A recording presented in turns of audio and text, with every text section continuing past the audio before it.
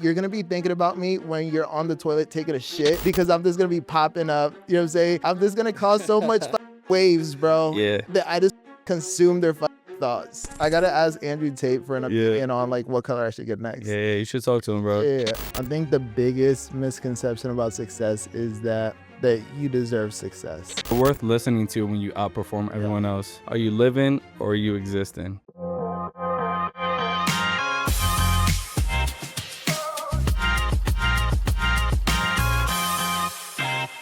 Welcome to the How It Started podcast. My name is Hiram and this is JC. Today, we got a real treat. We about to be talking about some real topics. Sales, entrepreneurship, bro. The mindset of a killer entrepreneur and a killer salesman. So I hope you guys lock the fuck in, pay attention. We're going to be dropping some tidbits, leave some comments, some suggestions if you have them. If you have any questions, shoot us a DM over at the PodLab LV on Instagram and on all social media. All of them? Every single one of them. Damn, that's crazy. Yeah. Today we got some questions, bro. I prepared some questions for you. You prepared some questions for me. Yeah. But before we get started, I want to know where your head's been, bro. It's been a fucking roller coaster. A high one? Fucking high one, bro. It's been a slow climb to the top. You're never really prepared for the drop. Yeah. You know what I mean? So definitely been a roller coaster, bro. Trying to navigate through different things, different obstacles. You feel me? But all is well, bro. Yeah. There's not an obstacle that's high enough that I can't overcome. You know what I mean? It's just approaching situations in a thoughtful way, thinking through them and creating a solution and attacking, bro. Yeah. You know, so. Because this shit don't wait for no one, bro. You just got to get up every day and do the actions that success requires. Yeah. Hope isn't a strategy. Yeah. Like you say, you know what I mean? Like it's not I don't wake up every day and hope that shit is going to work itself out. Yeah. Have you ever done that? Oh yeah, for sure. Yeah. Absolutely. Does it ever work out? Never. Ironically, yo, when you hope, you wake up one day and then a week later you're in the same place that you were in. You know what I mean? So that shit never It was a nice daydream though. Yeah, it was cool. Yeah. Yeah, well, when we make it. Yeah, one day. Yeah, one day. Yeah, that shit never worked out. That shit never works. Yeah. What do you think? Should I start off with the questions or should you? Let's start with you, bro. I got some questions for you. All right, what you got? So, real quick, actually, before we get started, how have you been, bro? Yeah. So it's been a couple weeks since we've done a podcast. Yeah. Same thing, bro. Roller coaster. I have mixed emotions about a lot of things.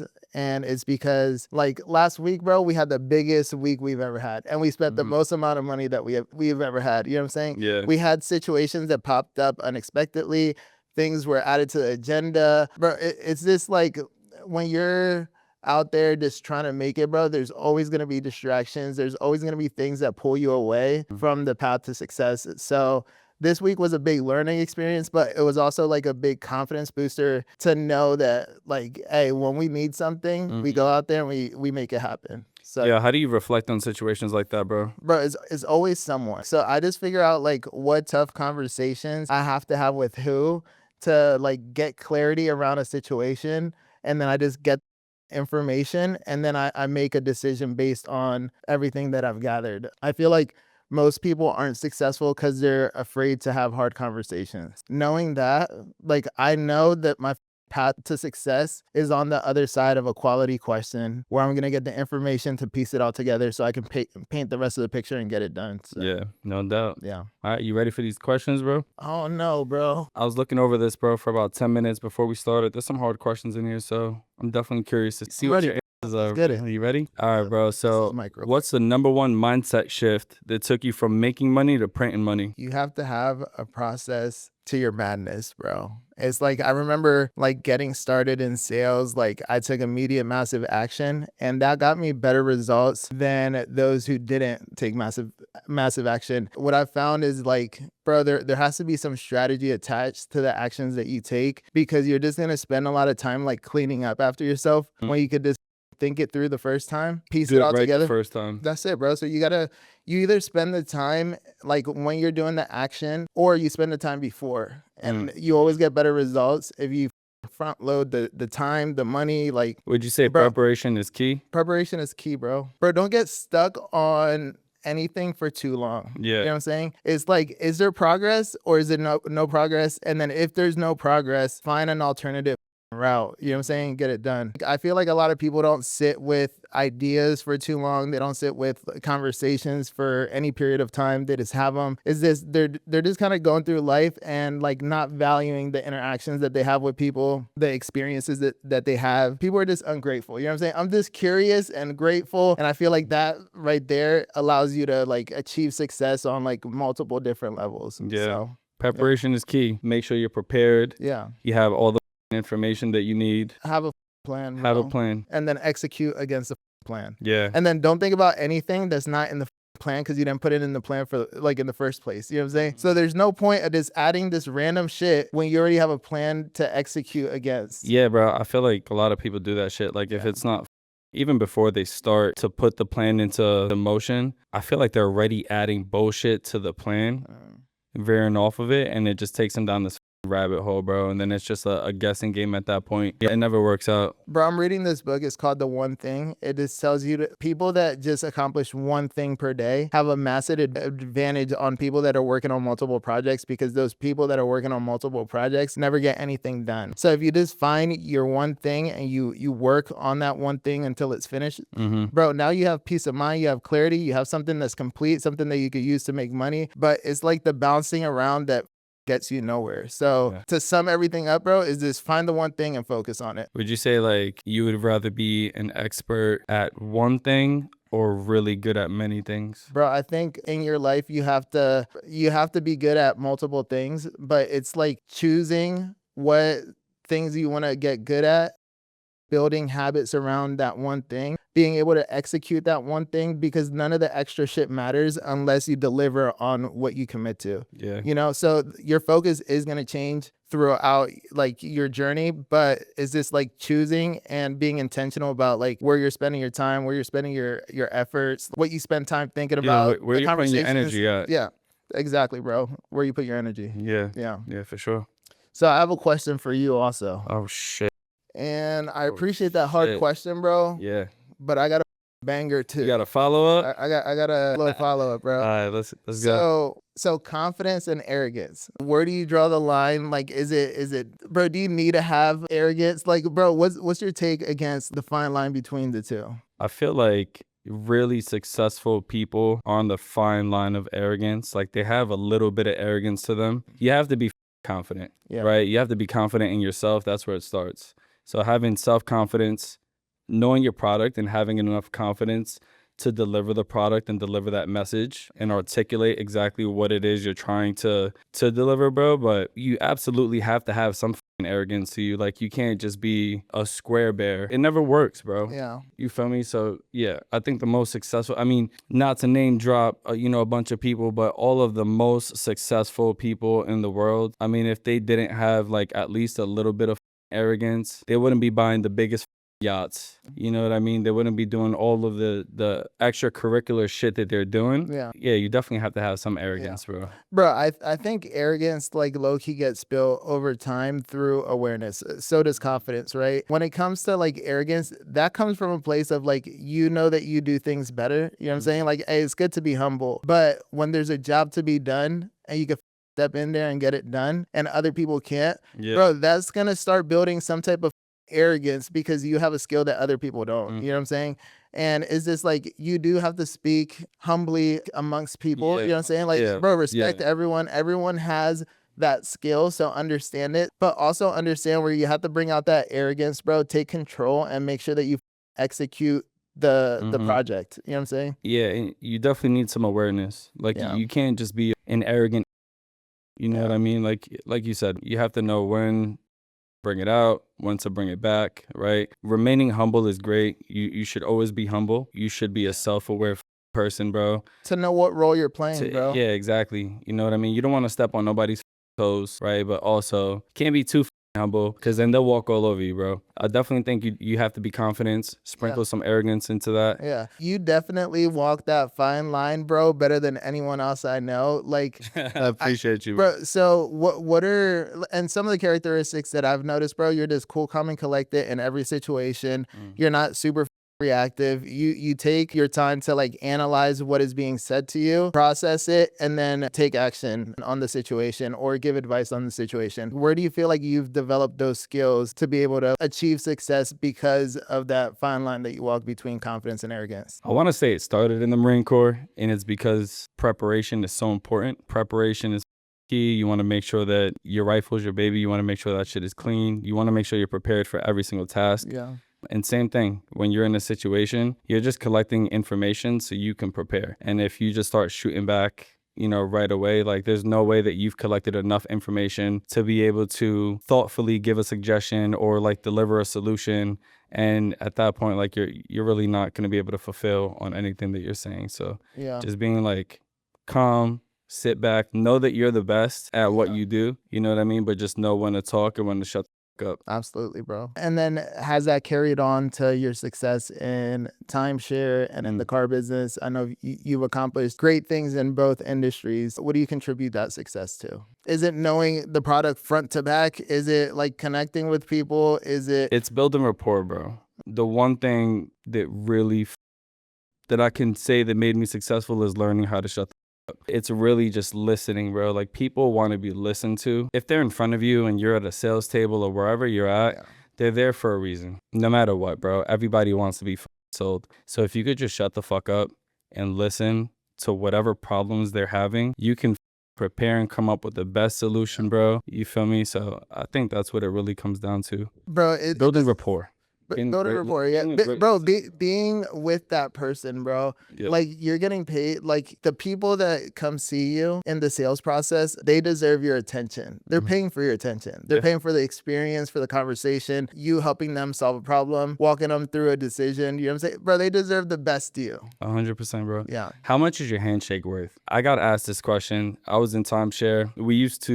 One of the KPIs we would track is VPG, so it's volume per guest. And you would see a certain amount of guests every day, and depending on how many guests you closed would be your volume per guest, right? Like how much you're closing per person. We would look at these numbers, track them, and the top guy was well above everyone, bro. How much was your handshake worth? Probably about like times 3. The most that my handshake was worth was $6,500 at that time. I'm like, yo, how do I get my VPG up? So, he's giving me a little sauce, and then he's like, think about it, bro. Like, how much is your handshake worth? At that time, it was like $2,000. He's like, are you telling me that your handshake as a man is only worth $2,000? Bro, that struck a nerve, you feel me? So, what are you worth as a man, bro? What are you worth, bro? Yeah. How much value do you bring? Exactly. You know what I'm saying? Like, what type of experience do you give your clients? How much is your handshake worth? Yeah, bro. I love that. How much urgency can you create? How much is your handshake worth? Comment in the section below. Since we're going back and forth on these questions. You got another one? I got another one, bro. Actually, I got a few. You got time? Yeah. All right, so question for you, Hiram. How do you instantly take control of a room when you walk in? How do you control the entire room, bro? Bro, I don't think you can control anything that you don't have information on. You know what I'm saying? Like for me, if I'm walking into a new room, I gather information. I look at the room. I see the interactions that are being had. I look at everyone's posture. I see the conversations that are being had. If they're laughing, if they're sad, like I try to figure out who's controlling the room right now. Oh, you know what I'm saying? Yeah. Yeah, and then what they're doing, bro. Yeah. That way I understand my audience. And then, bro, like once you observe, you go in, you have some conversations, you gather more information. Chopping it up, seeing where their mind is. You figure out like what they're hoping to accomplish out of the event or the space that we're in, what they're currently working on. You know what? I have noticed that about you, bro. Yeah. You're a very observant person. And you said something about walking in a room and observing, right? And I know you do that really well because body language, it speaks way more. It's a whole story, bro. You're watching a silent video, bro. Yeah, bro. So, the fact that you said walking in a room and observing and looking at everyone's body language and how they're moving, bro, is huge. Yeah. Would you say that is one of the key things that you can say made you successful is being able to observe and know where you fit in? People don't care how much you know until they know how much you care. You know what I'm saying? So if you're able to pick up these little details, really figure out how to connect with this person. Like my whole goal behind every interaction is either I learned something or I put someone on game so they could leave better than when they came and talked to me. You know what I'm saying? Yeah. That's my goal, bro, with everyone, with my wife, with my kids, with all the people that come into the studio, with you, with the other employees here at the pod lab. Bro, it's just like you shouldn't be having conversations for no reason, like wasting your breath. You know what I'm saying? It's just like to deaf ears. never talk to deaf ears, bro. And like, yeah, bro, just being able to meet someone where they are, to be able to like walk forward in the right direction, bro. It makes the experience of the sale or whatever, bro. It doesn't even matter if it's a sale or not, bro.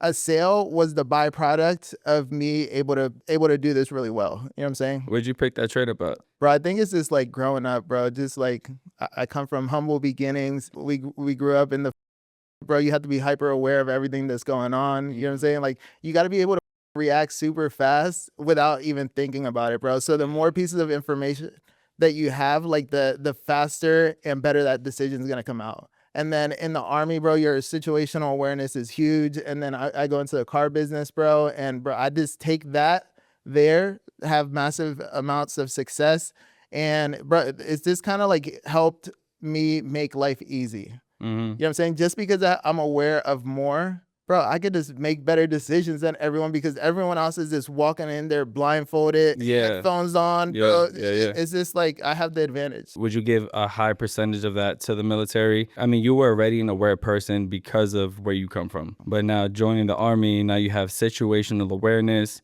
You get put in certain situations with intention too. Like you have a mission and situational awareness, bro. That's a powerful combination. Yeah, bro.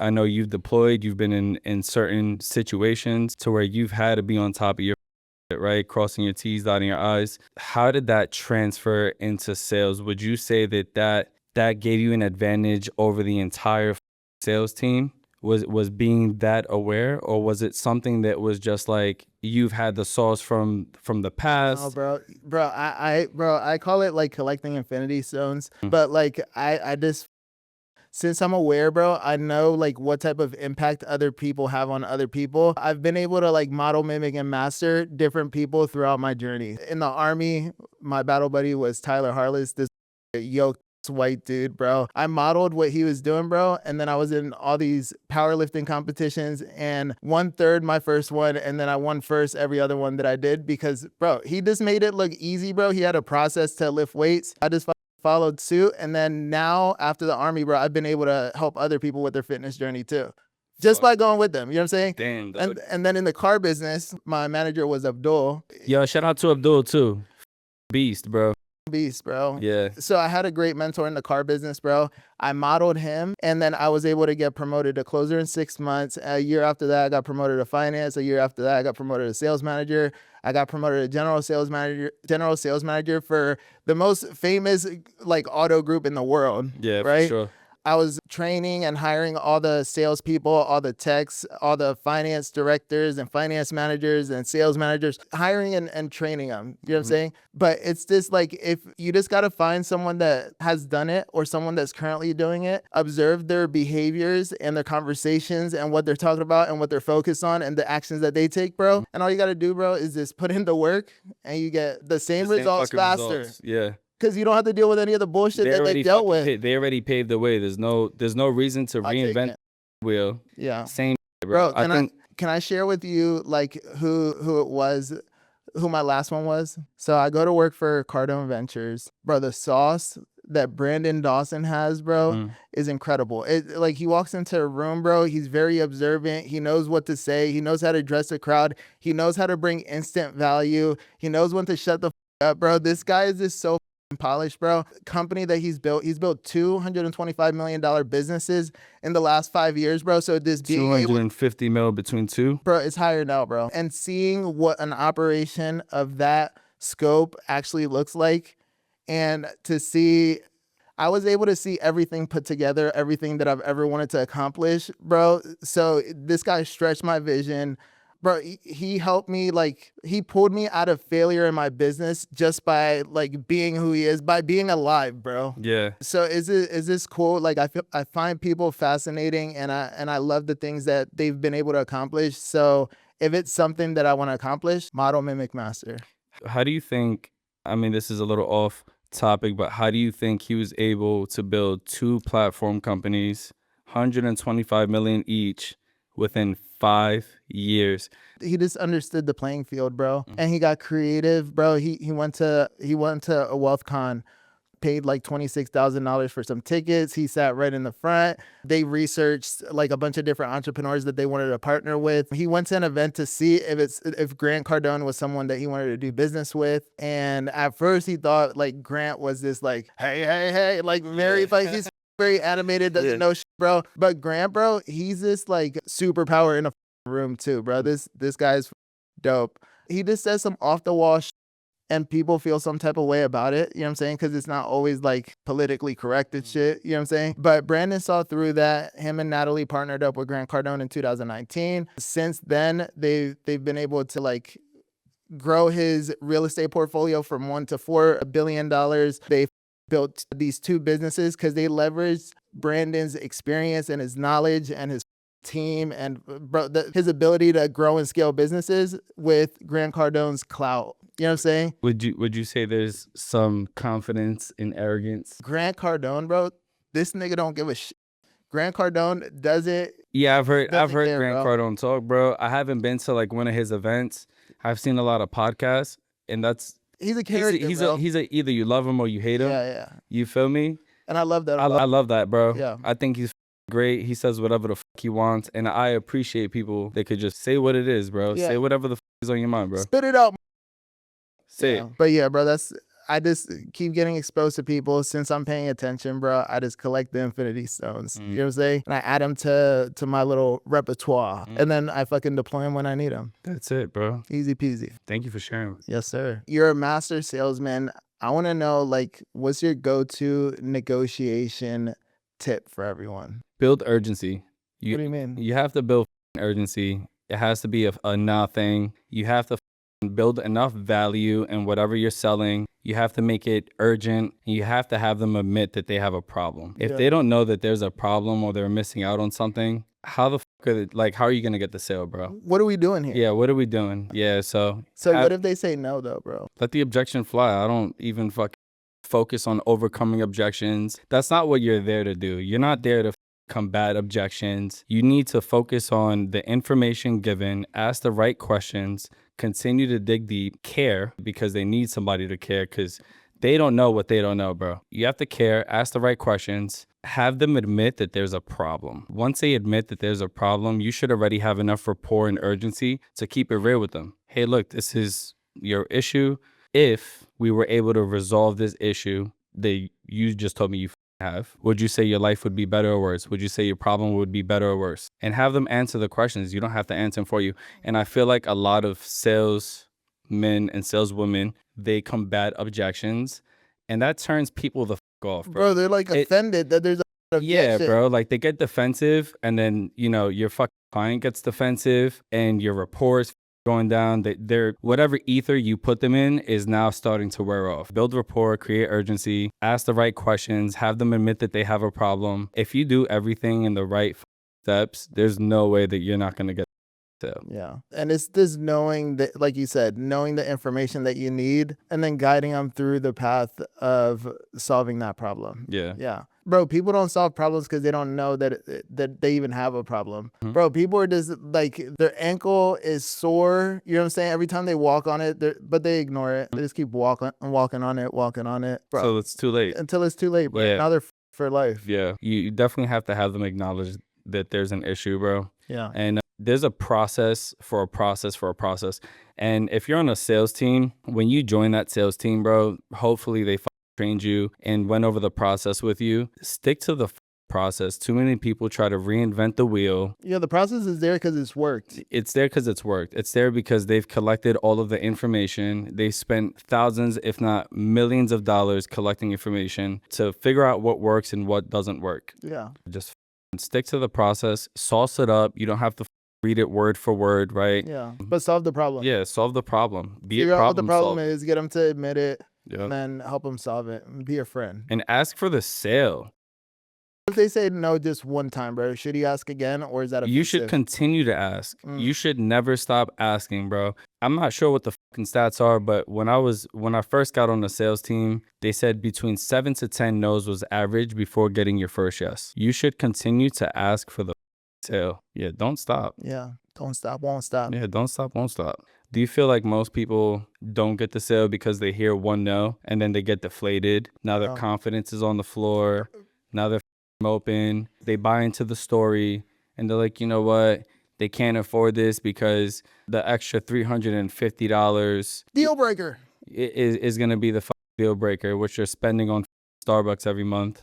You feel me? Spending $6, $7 at Starbucks every day. And if they really want Starbucks, bro, they could figure out how to make money for Starbucks. Also, there's a bunch of different opportunities out there for people. They have Uber, they have like sales that they could train in while they're doing their other job to transition into something that actually pays them for what they're worth. Bro, it's like people lack because of their lack of like willpower to actually accomplish that, you know? Back to your question, what was the question? Do I feel like people... Do you feel like because they get one no? Oh, yeah. I think it's this lack of preparation. They get caught like a deer in headlights, that like all surprised, like offended. They just don't take it for what it is, which is just information. It's not negative information, positive information. It's information that you gather in order to keep the drive alive and help them solve the problem a little bit longer until they actually see the value in doing business with you. Put the time in. Either during, while you're panicking, or like up front, so you're prepared to like handle those objections. And bro, that's why the closer position at the car dealership so effective, is because salespeople go in, they'll get one no. The better ones, they'll get 2 no's. The people that do pretty good, the average people, they'll ask 3 times. People that are great, they ask 4 times. Yeah. People that like come in there and make some noise, they ask 5 times. But the closer, bro, their job is to get them to seven no's, bro. Yeah, bro, you just gotta ask 7 times, bro. And bro, on 7 or 8 or 9, bro, if you get creative and ask a different way and acknowledge and motivate and ask again and keep following that sequence, eventually you're gonna get a yes, or you're going to be able to get the right information. You're going to treat them good. You're going to be invested in them enough to like actually want to solve their problems. Bro, if you can't solve their problems, they're going to send their cousin, their uncle, their friend. Like, now you've retained a customer, a friend. Yeah. You've gone above and beyond. Yeah. Yeah, absolutely. Yeah. Yeah. I've noticed that it's not necessarily, not even the new ones, bro, but even people that get burnt out. Cause people that have been in sales that have been like very average. Tend to get burnt pretty quickly. And what that for them, bro. Yeah, bro. And what I've noticed is that they always buy into the story. Yeah. You feel me? Like they always buy into my dog needs braces, whatever the story is. Like they buy into the story. They'll come back. This is what's going on in their life, and they're not here to. It's great that you're their therapist. I love that for you, right? But it's not your job to buy their story. They're here for a reason, right? Their transmission fell out in the parking lot. So what's the problem? Is it money, right? Because it's urgent. Yeah.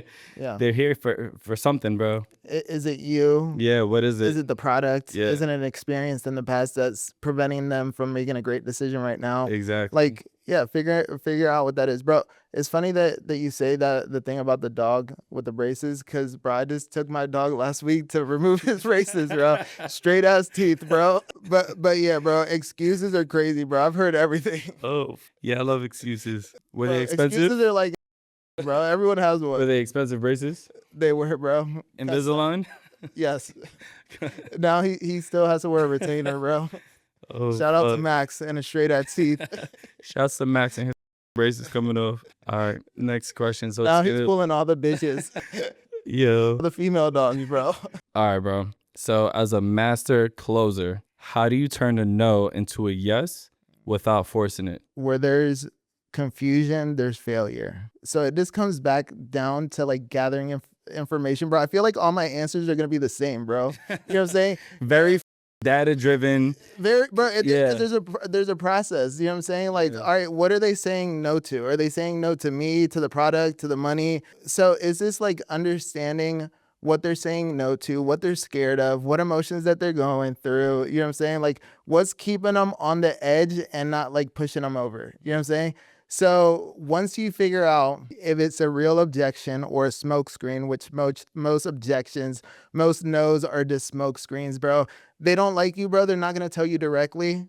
So they're just gonna say something that sounds nicer, that where the outcome's the same. It's either sell or be sold, bro. You said something that made a lot of sense, which is like not buying into the bullshit. If you buy into the bullshit, bro, then you're the one that got sold. You're the salesperson, but got sold. the salesperson got sold, You bro. got put together. It's sell or be sold, bro. So I remember reading Grant's book, Sell or Be Sold.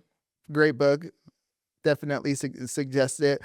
But it's you're either getting funneled in or they're funneling you in. Mm-hmm. And some salespeople, bro, that are terrible at their jobs, they funnel themselves in. Yeah. You know what I'm saying? It's just like figuring out everything that they're saying no to, getting them excited about the key features that are actually going to change their life and the way that they live it, providing them with the next steps to like move forward with the deal. You know what I'm saying? Me, the way I sell, bro, instead of like forcing something down someone's throat that they don't want, I first figure out if they need it. I build the value. I make it okay to say no, but I also paint the picture of what it looks like on the other side of having this product. And I put it on the table. I let them grab it. Like, it's up to you. You let them the decision. Yeah. 100%, bro. I feel like a lot of people get really scared about having those conversations, with those hard conversations that we talked about earlier. They're scared to have the hard conversations. They're scared when they hear an objection. They're not realizing that their customer is the one scared. If they're giving you these objections and it's a smokescreen, they're the ones that's scared. You haven't made it comfortable enough for them to tell you what the actual problem is. And that comes from building rapport, listening, right? And if you haven't done the steps in the beginning, you can't expect them to buy on the back end. Yeah. Right? And then Hope's not a strategy. Yeah, and you're gonna ask for a sale, you're gonna get one no, you're gonna run away to your closer, you're gonna try to give your closer this whole story, which is toxic. You should just shut the yo. It didn't work. It didn't work. Turn. I didn't work. Yeah, can you come help me? Yeah. That's it. If you're in sales and you get an objection and it's this long story and you have a closer, don't go to your closer and give him this long story about why their grandma can't, whatever the. Don't do it. Just go, hey, I need help. I got to know for the 18th time. Now go ask your closer for some. Yeah, don't pollute his mind or her mind. Yeah, if you want to close the deal. Yeah, if you want to close the deal, don't be right, their mind. Like you either want to be right or you want to be rich. You know what I'm saying? If you want to be right, tell them the whole story about why they can't buy. But if you want to be rich, shut the up. Tell the closer to go in there with a clear mind and figure it out. Yeah, that's it. Yeah. Yeah. Easy peasy. Hey, so JC, what do you feel like is the dumbest mindset mistake people make? Hoping, bro. Hoping that their business plan is going to work. Hoping that whatever 20 business plans or things that they want to do that they told their friend is going to work. It's like that's such a bad mindset to have, bro, because it doesn't, hope doesn't pay the bills. Like, you have to put the work in. Like, I get it, right? Like, it's okay to be, hopeful and, pray about it and do whatever the it is that you have to do to make yourself feel comfortable, but you have to put in the work. You have to be prepared. You can't just go in with this mindset, try something and then sit back and say, well, I hope that works. I hope the shit that I threw at the wall sticks. It never works out. I think it's a stupid mindset to have. You have to put the work in. Bro, I feel like hope is something that lonely people do, or people that just have like surface level relationships, because like if you have good friends that actually like will tell you the truth, just really like make you look at the situation from a different perspective. You know what I'm saying? Like, and get you to think, like, regardless of how you feel after that conversation, like if it gets you to just analyze and dial in the process and dial in all the pieces that are missing, just replace hope with action, bro, I feel like you can get like a lot further. So another big misconception that people have is that they could do it alone. You know what I'm saying? Like, you have to spend time getting around the people that are actually going to make a difference, that are going to charge your batteries instead of drain it, that are going to give you perspective, that are going to challenge you on certain things, and that are going to go out there and have your back no matter what. Bro, it takes a village to raise a kid. Bro, I have 2 kids. It takes everyone. My mother-in-law, my wife, my sister-in-law. Bro, everyone's like contributing to these little people's lives. You know what I'm saying? And I couldn't do it by myself 100%. Business is a lot like that also. Yeah. You know? Yeah. Anytime that I hear someone say, oh, this is what this is what I'm doing right now, and I'm going to try this, hopefully that works. That just tells me that they haven't done enough research. They're not serious. Yeah, they're not serious. They haven't taken the steps to ensure that whatever they're going to try doing is going to be successful. They're just, again, bro, throwing shit at a wall and hoping it sticks.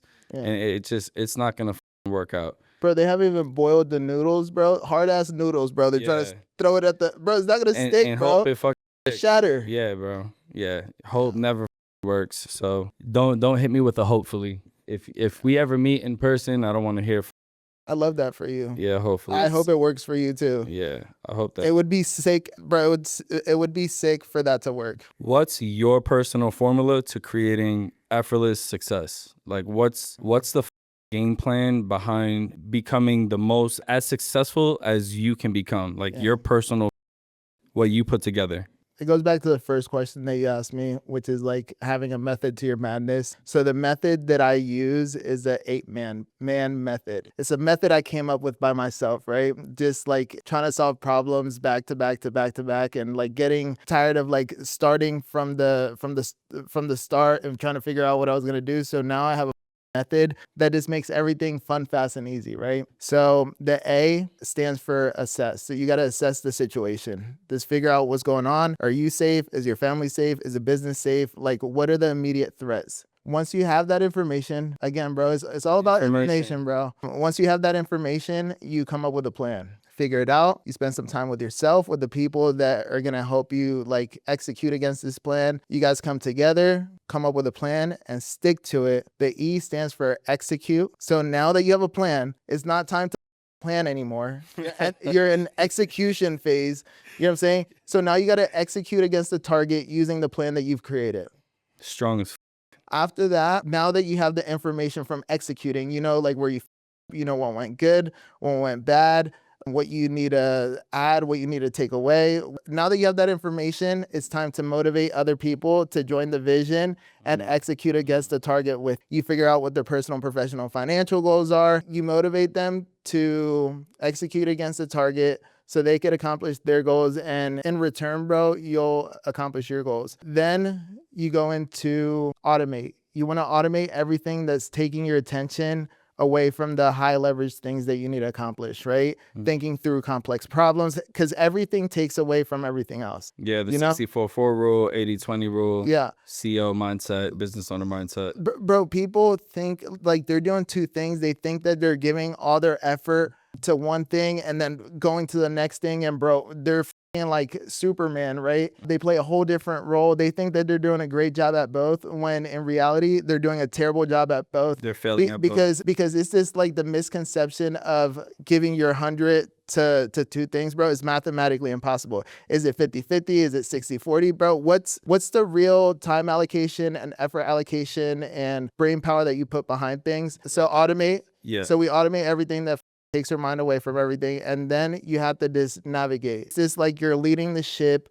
You're making decisions because you're getting the information from other people doing it, from the heads of the departments. Now you're able to just like really focus on scaling whatever project that you're working on and really like achieving great results, because you're not stuck in the weeds, bro. You're seeing everything for what it is, and you're able to like make adjustments that make it beneficial for everyone to start implementing. Yeah, so you've created a 6-step process to ensure your success, and you've been implementing that yourself. Why did you do that? Like why did you sit down and say, okay, what's going to work best for me? Were you trying something different, or Bro, to be honest, it's something that I developed here at the Pod Lab, because the reason why I started this, like I've always, like success has always been easy for me, right? And now that I reflect on it, it's because I had a process for everything that I've been successful in life, right? I go to the dealership, bro. I get promoted to closer. I have all the type of objections. Like I practice those. Like I have like a way to ensure that I get better results with the people that I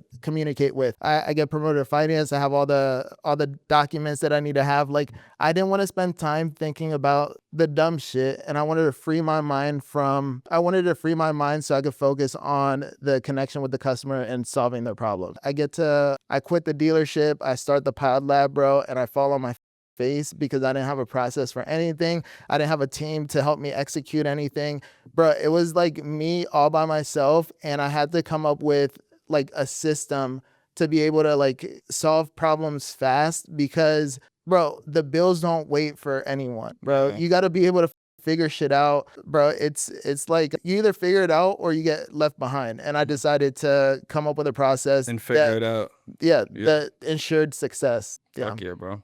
Is there anything that you follow that like helps you? Because I know you're also a military man, and everything's super structured. Is there certain things in your life that you systemize in order to make your life easier? It's funny, bro. It's cleanliness. Yeah. It's like it's being organized and being clean. So having like a clean space, a clean desk, having everything organized just helps me think clearly. I think when things are just cluttered like that, so and that translates into everything else that I do. So I write a lot of shit down. And Clean your mind. Yeah, and I clean my mind, bro. So if I have a clean space and everything else, and I know that there's things that I have to accomplish, again, what is going to be the high yielding thing that I can do today?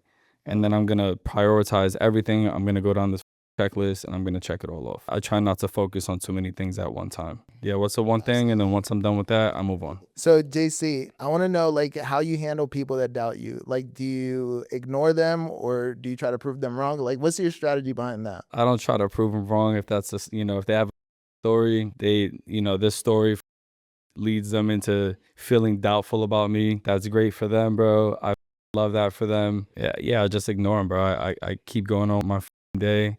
Yeah. Right? Like my success is my success. Yeah. You feel me? So you have to have the right people around you with a successful mindset, because it's not going to sound like you're bragging when you're accomplishing a bunch of shit. The best thing you can do, bro, is just win. Yeah. Yeah. So I was talking to my wife yesterday and we were talking about like people having different opinions. Like my take on this is other people's opinions about you are none of your business. You know what I'm saying? Mm-hmm. Like who cares? It's theirs. I love that for you. Whatever you think, like that's awesome. But you still got to focus on the main priority, bro. You got to like, if you're lost in the sauce, bro, like that's when you start paying attention to other people's lives to the degree that it affects them. You know what I'm saying? Bro, their opinions don't pay the bills. Can't cash those, bro. You can't cash opinions, or what's the other thing that you can't cash? Hope, bro. Hope, yeah. Yeah, I tried to cash one at the bank the other day, bro. It bounced. They kicked me the fuck out, bro. Yeah, it bounced. Yeah, they laughed in my face. Yeah, bro. Yeah, you can't sit there and dwell on what people feel or think, or if you're gonna receive someone's opinion, make sure you're receiving someone's opinion who you can learn from, right? Like somebody who's accomplished, successful, has the right mindset. If you're worried about everyone else's opinion, you're just gonna get lost in the sauce. You're never gonna accomplish anything, and now you're putting your energy into some shit that's not high yielding. Go that shit, bro. I'm ignoring it. I'm gonna keep it pushing. Think what the think. Now that I think about it more, bro, like I low key like proving people wrong, throwing it in their face subconsciously. You know what I'm saying? Like I just like dropping little nuggets. You know what I'm saying? It's just like the attention I give them, bro, turns into W's. You know what I'm saying? And W's you can cash at the bank, right? Yeah. I cashed a big one the other day, bro. That's the only thing I want to cash from now on, bro. Just W's. Just W's. Yeah. Easy peasy. I love just doing, bro. Yeah. Like when cause I'm a doer. You feel me? I'm just gonna do it. Like feel how you feel, think what you think. That's great. I don't know. Bro, is it a little like weird that like I get enjoyment from like people doubting me? Like it's this like I do everything cheerfully, bro. Accomplishing the fuel. goals, bro, become fun. It should be fuel. Because it this is the cherry on top, bro. It's something I wanted anyways. And then now you involved yourself, and now you're gonna be thinking about me when you're on the toilet taking a shit. Because I'm just gonna be popping up. You know what I'm saying? I'm just gonna cause so much waves, bro. Yeah. That I just consume their thoughts. You know what I'm saying? Living rent free in their minds, bro. Easy peasy, bro. Yeah. Love it. I love doubt. I don't doubt myself. I love being doubted by people, bro. Yeah. It's great. Yeah. And that's why I don't talk about shit that I'm gonna do. Yeah. You know what I mean? Like, yo, I talk about shit that we're getting done, and I talk about it with my close circle. Yeah. Everybody outside of the circle has no business knowing what the fuck is going on.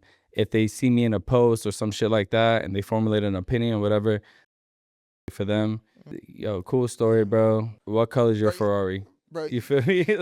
like educate, bro. Like that's how he deals with people with opinions. Bugatti, bro? What color's your Bugatti? Bro, I need to change the color of mine, bro. I'm tired of driving the clear one. It's the see-through one outside? Bro. Yeah. I seen it when I pulled up. Dope, bro. That's a sick color. Yeah, I don't like it. I don't like it. I gotta ask Andrew Tate for an opinion on like what color I should get next. Yeah, you should talk to him, bro. Yeah. I heard he's coming to Vegas soon. Let's go, bro. Stop by the studio. Yeah. Let's get it. So Hiram, what is the biggest misconception about success? I think the biggest misconception about success is that you deserve success. Like no one owes you. You don't deserve success, bro. Success is something that is rented, not owned, and rent is due every day that you're looking for success. You know what I'm saying? Bro, this all depends on like what success looks like for you. It's different for everyone. Bro, you just have to be real with yourself. Like all the wins definitely stack up. So if you go to the gym and you come into work and that makes you like pumped up, fired up, super excited to knock out these tasks, bro, that's all more power to you, bro. And that's definitely something that you should add. If you don't go to the gym, right, you can't like be sad dogging everyone and talking about how you didn't go to the gym. You can't like be having conversations with yourself about how you're a terrible person, bro, because like, okay, although you didn't make any progress towards like physical success that day, other successes are out there for you to fucking pay your rent for. You know what I'm saying? Like you have to come in and do your work anyways. How do you stack your wins up, or what wins are you gonna stack up to make sure that you're getting closer and closer to your goal? I think that's bro, you hit that shit on the head, dog, because everybody wants success. The one thing that I've noticed, what we found here at the Pod Lab, is everyone wants to be successful. But everyone wants everything else as a excuse, bro. Bro, everybody wants success. The one thing that it's like clockwork. Okay, what does it look like for you, and what's your goal? And no one has a target. And how the are you supposed to achieve something, or how are you supposed to hit your goal if you don't have a target? If you have nothing to shoot at, then what are you shooting at, bro? And bro, it's just like, bro, people use their families as excuses on why they're not winning because they take them away from bro, they use everything as a excuse. When in reality, like fat people can win, skinny people can win, good people can win, bad people can win. It's just like what actions lead to win. You know what I'm saying?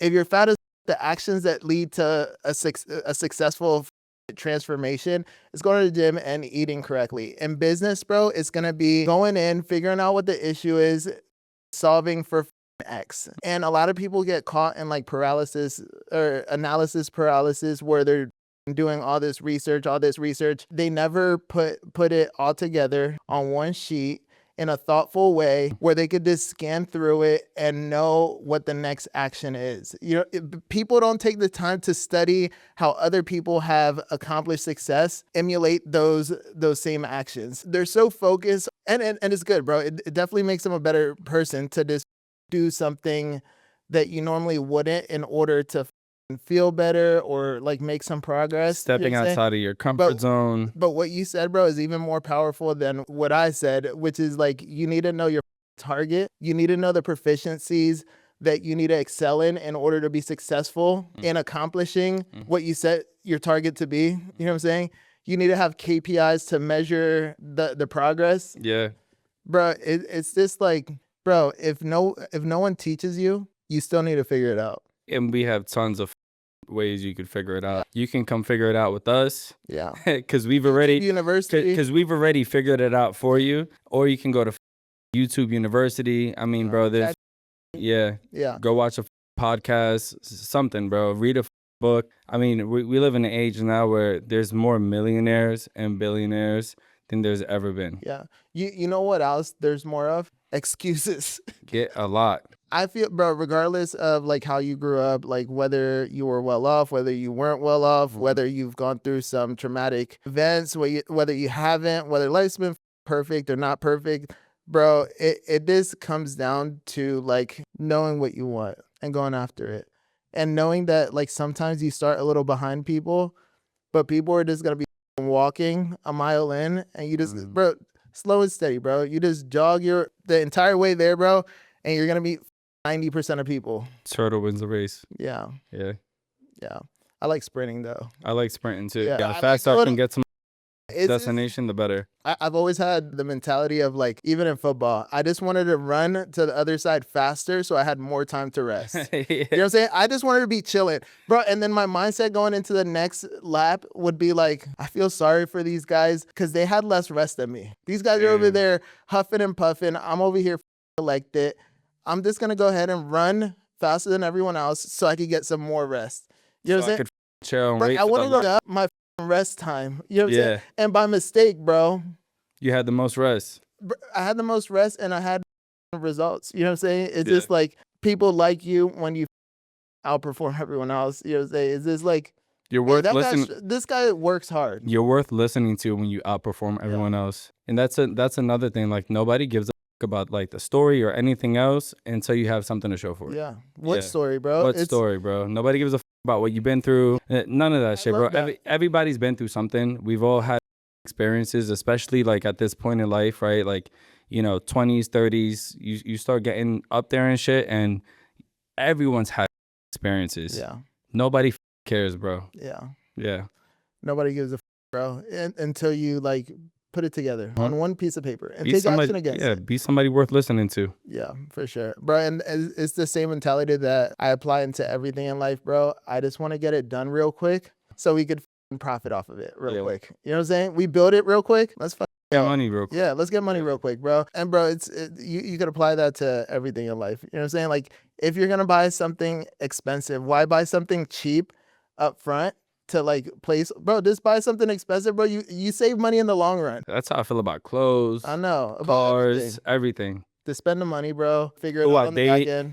She got to be expensive. Yeah. You don't want the cheap ones. Yeah, I don't want the cheap ones. I want the expensive ones. Yeah. They know what's up. High class. High class. High quality. Yeah. All right, JC. So the last, but certainly not least of the questions is, I want to know, like, if you lost everything today, like if you had zero in your bank account, if your apartment, if you were about to get kicked out of your apartment, bro. Yeah. If you didn't have the money to pay your car, like been there before. What would you do to just come out on top anyways? Like how would you rebuild? It's a little cliche, bro, but it's mindset. I would take a step back by myself. I don't need to be around nobody and reflect on why I've decided to fail. Cause that's a decision, bro. Yeah. No matter how many obstacles or things happen, if you start spiraling and you make the decision to not take the right actions and continue doing what fails, you're going to continue to fail and end up in that position. So I've been in that position? I have. I've definitely been there, bro. Evicted, lost a car twice. All of that shit, bro. I took a step back, reflected. Don't take too much time, right? Because then you start becoming hopeful and shit. And that shit don't pay nothing. Yeah. You can't cash that. Right? Yeah, you can't cash hope. You can't take it to the bank. I would do exactly the opposite of what caused me to fail. What are some of the things in the past that did cause you to fail? Complacency. I felt like I knew it all, so I stopped learning. I stopped pushing myself. I started making a certain amount of money. I got comfortable. I was spending more money than I was making. And, you know, it eventually, inevitably, I lost it all. The one good thing about me is I know how to go get the money. Yeah. Right? So I lost it all. You got to remain calm. Don't panic. Yeah. if you took the L, you took the L. But it's only an L if you didn't learn from it. Yeah. Right? So that was a lesson. I took it as such. I made sure that I didn't continue doing the same things once I did start generating income and cleaning my shit back up. Yeah. I didn't want to feel that no more, because that's a shitty feeling, bro. Yeah. You know, you get an eviction notice, you get your car repossessed. Nobody likes going through that shit. No, bro. It's bro, but it's gonna suck even more if you don't take action and do anything about it. Like, you're gonna be in that, bro. You can be there for the rest of your life. Yeah. If you don't do nothing. Bro, a lot of people do end up there for the rest of their life. They just come to terms with the fact that they lost, and now they're a victim, and now the stories that they tell just like empower them to go down the victim road like deeper and deeper and deeper, you know what I'm saying? And they just kind of die like that. You know, Yeah. a young philosopher by the name of Drake once said, "Everybody dies, but not everybody lives." So It's heavy. it's heavy, bro. Yeah. Are you living or are you existing? Yeah. Zombies. Yeah. Wake up. Sheep. Yeah, bro. So just to shorten that answer, I would reflect and do the complete opposite of what caused me to fail. You need some The youngest self-awareness. philosopher Adonis once said, "Yeah, if it's not working, do the opposite, and let's see what the results that you get That's it. when you do the opposite." Get a plan, bro. You failed because you weren't prepared. So, hey, that was it. I appreciate you guys joining us for this conversation. It's something that we've wanted to talk about for a long time. We feel like it's something that's going to help a lot of people out there just like get through some tough times and give you guys a different perspective on how to think through different problems. So I hope you guys enjoyed it. Thank you for joining us with Hiram. Thank you for having me My dog. on the How It Started podcast here at the PodLab LV in Las Vegas. Make sure you go follow us on Instagram. Click the link below if you're a business owner to take the assessment. It's 16 questions. It takes less than 2 minutes. Hopefully it takes you less than 2 minutes. If you need help, go ahead and shoot us a DM. I'll walk you through it. And don't forget to click the link below so you guys could check out the blog post we put together. It's the 5 video assets that the successful 3% of business owners use to grow and scale their business, to duplicate themselves into assets that they could just repurpose, provide a bunch of value to their clients, and generate more revenue. So Yeah, if it's all that's something about that you're interested in, click the facts. link. It's all about giving back, yo. We're paying it forward. Some free game for you. Click the link below. Let's go.